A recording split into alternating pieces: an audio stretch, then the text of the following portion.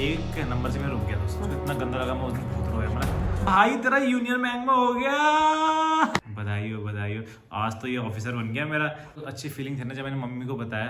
दोस्तों अभी रात के करीब 10 बज रहे हैं, तो डिनर हो चुका है। तो ऐसे ना मेरे दिमाग में आज एक बात आई जो मुझे हस्बैंड जी से पूछनी है, तो चलिए जाके पूछते हैं। मुझे आपसे एक चीज़ पूछनी है। जब आप बैंक में अपॉइंट हुए एज अ बैंकर, ठीक है, तो आपका एक्सपीरियंस पूछना है। जब आपने अपॉइंट किया बैंक में, आपने कोई कोचिंग ली थी या कोई तैयारी करी थी? तो ये बात है 2015 की। तो मैंने फर्स्ट टाइम IBPS का पेपर दिया था। तो उस समय में मैं MBA भी कर रहा था, तो मेरी फीस भी लगी हुई थी। तो मैंने बोला कि हो जाए भगवान, हो जाए, चलो यहाँ से MBA से छुटकारा मिलेगा। बट नहीं हुआ, एक नंबर से मैं रुक गया उस साल। उस समय जो मतलब आपने पेपर दिया था उस टाइम आप MBA फर्स्ट ईयर में थे और आप चाहते कि बैंक में से MBA छोड़ो। तो मैं एक नंबर से मैं रुक गया था उस समय। फर्स्ट अटेम्प्ट तो था। उसको इतना गंदा लगा, मैं उस दिन बहुत रोया। मतलब रोया क्या, मतलब बहुत दुख जैसा हुआ मुझको। उसके बाद फिर मैंने सोचा कि यार जो भी हुआ सही हुआ, नेक्स्ट टाइम फिर ट्राई करेंगे। फिर MBA सेकंड ईयर में। हाँ, तो उस साल में क्या हो गया था, मेरा कंपनी में प्लेसमेंट हो गया था MBA से, और IBPS में भी हो गया, दोनों में हो गया। IBPS में एज अ कौन सी पोस्ट थी जिसमें अपॉइंट मेरा मतलब? हुआ था रूरल डेवलपमेंट ऑफिसर, होता है एग्रीकल्चर ऑफिसर। बहुत सारे लोग उसको स्पेशल ऑफिसर भी कहते हैं, कुछ लोग उसको एग्रीकल्चर ऑफिसर भी कहते हैं, कुछ लोग उसको रूरल डेवलपमेंट ऑफिसर भी कहते हैं, ग्रामीण विकास अधिकारी। अच्छा, तो आपने उसकी मतलब बैंक की प्रिपरेशन ही करी थी या MBA के मतलब MBA करते करते हो गया था? मैंने कुछ प्रिपरेशन नहीं किया था, मैंने सिर्फ MBA करके हो गया था मेरा। तो आप जैसे कोई बच्चे बैंक की तैयारी कर रहे हो तो उनको क्या मतलब बोलना चाहोगे? मतलब मैं ये बोलना चाहूँगा कि अगर आप डेली चीज़ों से कनेक्टेड हो, मतलब आप मतलब डेली कुछ ना कुछ प्रैक्टिस कर रहे हो, कुछ ना कुछ एंट्रेंस की प्रैक्टिस कर रहे हो, और आपको 100% आप अपना हार्डवर्क कर रहे हो, दे रहे हो, और अपने आप को कनेक्टेड रख रहे हो दुनिया से, और अपने आप को अपडेट रख रहे हो, तो आपका श्योरली हो जाएगा। तो मेरा एक क्वेश्चन और है, MBA करते करते आप मतलब ये आपका मतलब SO में कैसे हो गया? आप बैंक का तो सिलेबस अलग है ना? हाँ, तो मतलब उस दिन क्या? उस दिन जब मैं एग्जाम देने गया, तो फिर मेरा मन नहीं था जाने का। तो मैं घर वालों ने बोला कि चले जा यार, मतलब नेक्स्ट टाइम आपको मन था कि बैंक में? देहरादून में एग्जाम था, क्योंकि मेरा कंपनी में हो गया था। तो मैं सोचा कि वहीं ज्वाइन कर लूंगा, क्यों जाऊँ एग्जाम देने के लिए खाली। और अच्छी कंपनी में हुआ था? अच्छी कंपनी में हुआ था। तो फिर मैं बोला कि चलो जाके देख के आ जाता है, देखी जाएगी। और गया, तो मतलब कूल माइंडेड गया मैं।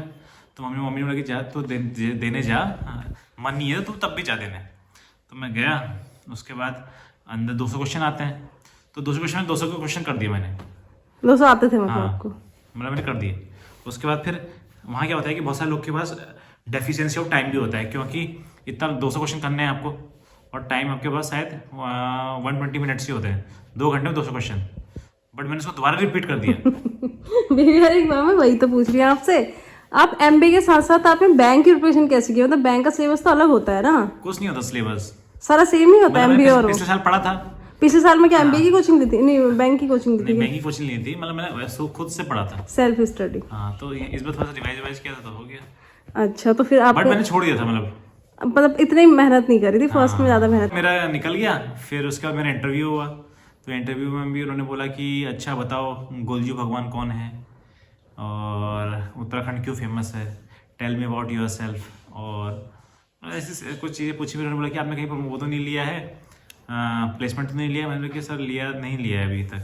तो उन्होंने कि झूठ बोला? झूठ बोला नहीं। तो मैंने कि मैं भी सिलेक्ट ना हूँ। तो उन्होंने कि लेना भी मत, यहाँ हो जाएगा तुम्हारा। अच्छा, इंटरव्यू में बता दिया था? टॉफी लो और जाओ।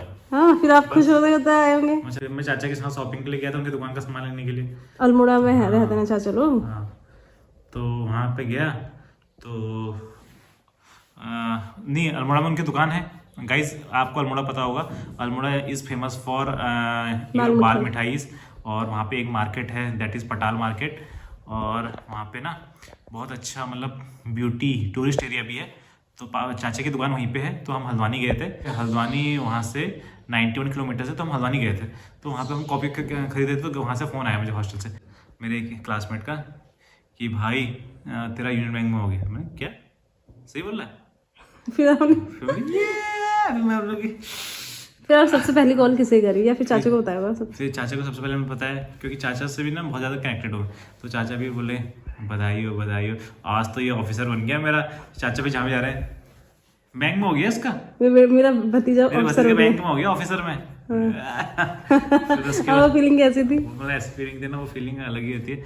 फिर मैं घर में बताया, तुरंत पापा को बताया, मम्मी को बताया, मम्मी भी रोने लग गई, पापा भी, मतलब पापा ने कभी गाइस एक्सप्रेस नहीं किया है कि जब भी मतलब मेरा हुआ ना, मतलब जब प्राइवेट कंपनी में तब भी उन्होंने बोला कि हाँ ठीक है अच्छा है।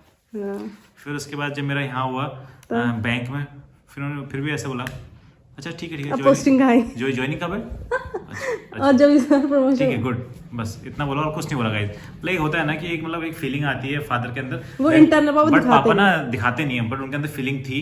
और जब भी अब उनको मतलब प्राउड तो फील होता ही है कि his son is in bank.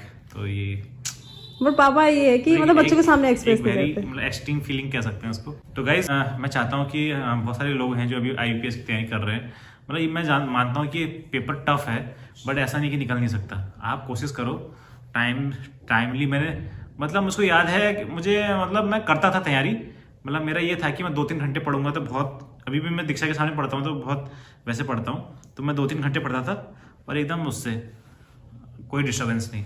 तो टेस्ट भी करता था मैं बीच में, तो मे भी हो सकता है कि उस समय का हार्डवर्क मेरे उस समय काम आया हो। तो आप लोग भी हार्डवर्क करें और दुनिया से कनेक्टेड रहें, बट डेली कुछ ना कुछ अपडेट्स पढ़ते रहें ताकि आपके अंदर फ्लुएंसी रहे और आपका माइंड ना डाइवर्ट ना हो कहीं, और हमेशा मोटिवेटेड रहें। हमेशा डाउन मोमेंट्स आते हैं, बट अपने आप को चिल करें और फिर से राइज करें और जीतें। पर आपको फिर वो चीज तो सही लगी ना कि आपका फर्स्ट अटेम्प्ट में नहीं हुआ, सेकंड में एटलीस्ट आपका MBA तो क्लियर हो गया। हाँ, तो मुझे ये अच्छा लगा कि चलो यार मेरे पैसे बच गए, पापा के पैसे बच गए, मेरा MBA कंप्लीट हो गया। तो गाइस जब मैं बैंक में आया तो मुझे पता चला कि पोस्ट ग्रेजुएशन के भी आपको मार्क्स मिलते हैं, तो मुझे दो मार्क्स बैंक मिले, और अभी मैं कहीं जब भी प्रमोशन में बैठूंगा तो मुझे 2 मार्क्स एक्स्ट्रा मिलेंगे। तो ये मुझे अच्छा लगा कि कहीं ना कहीं तो अच्छा हो। तो गाइस हमेशा सोचो कि नेचर जो आपके साथ कर रहा है वो अच्छा ही कर रहा है। सबसे जो अच्छी फीलिंग थी ना, जब मैंने मम्मी को बताया, वो मेरी सबसे अच्छी फीलिंग थी कि फाइनली आपका बेटा अब सेटल्ड हो गया है, वो भी अर्ली एज में, 24 साल की उम्र में। 24 साल की उम्र में कुछ लोग होते हैं जो तैयारी कर रहे होते हैं, बट मेरा हो गया। और मुझे वो दिन भी याद है जब आपका स्केल 1 से स्केल 2 प्रमोशन हुआ था। अभी आप आगे बताएंगे इसके बारे में, जब मेरा स्केल वन में मेरी फर्स्ट पोस्टिंग कहाँ हुई थी। तो हाँ, स्केल 1 स्केल 2 वाली बात हम बाद अगले वाले में बताऊंगा। तो गाइस ब्लॉग यहीं पे खत्म करेंगे। अगर आपको कोई भी क्वेश्चन बैंक से रिलेटेड मुझसे पूछना है तो मुझे कमेंट जरूर करना, और आपको ये ब्लॉग अच्छा लगा तो जरूर लाइक कर देना, और अगर आप इस ब्लॉग में नए हैं तो जरूर सब्सक्राइब कर देना। मिलते हैं आपको नेक्स्ट ब्लॉग में, तब तक के लिए bye, take care, love you, good night, Har Har Mahadev, जय बैंक देवता की।